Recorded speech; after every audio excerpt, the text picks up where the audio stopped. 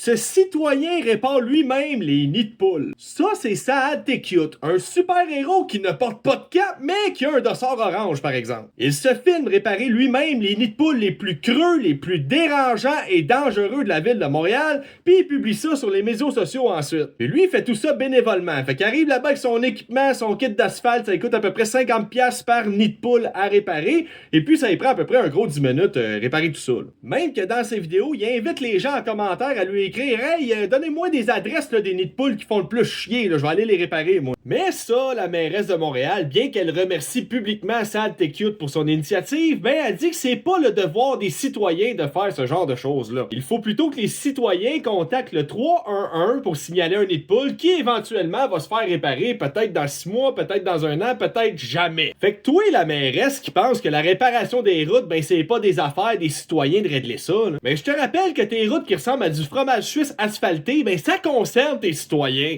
Pis si t'as des citoyens qui prennent des initiatives comme ça, qui payent des taxes puis qui voient que la réparation, ben ça l'avance pas, faut peut-être se poser des questions sur les services qui sont rendus, là. Vos citoyens font rouler l'économie de la ville, ils payent des taxes, puis eux autres, tout ce qu'ils voient, ben c'est des routes qui sont jamais réparées, ils sont même plus capables de rouler là-dessus sans subir une crevaison ou devoir passer au garage après 15 minutes de route. Puis oui, je comprends que si tout le monde arrive avec 2-3 marteaux, un peu d'asphalte dans la poche, crisse ça dans le trou, puis il répare ça tout croche, ça peut devenir vite hors de contrôle.